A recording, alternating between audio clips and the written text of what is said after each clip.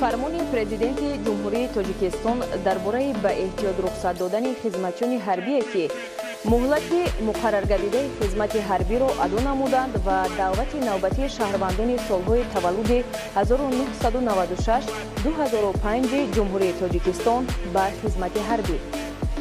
мутобиқи моддаи 7 қонуни ҷумҳурии тоҷикистон дар бораи мудофиа фармон медиҳад. хизматчони ҳарбие ки муҳлати муқарраргардидаи хизмати ҳарбиро аду намуданд, моҳҳои апрел-майи соли 2023 аз сатҳи қувваҳои мусаллаҳи ҷумҳурии тоҷикистон, қушунҳои сарҳадии Кумитаи давлатии амнияти миллии ҷумҳурии тоҷикистон, гвардияи миллии ҷумҳурии тоҷикистон, қушунҳои дохилии вазорати корҳои дохилии ҷумҳурии тоҷикистон, қушунҳои мудофиаи граждании Кумитаи ҳолатҳои фавқулодда ва мудофиаи гражданӣ назди ҳукумати ҷумҳурии тоҷикистон ба эҳтиёт рухсат карда шаванд.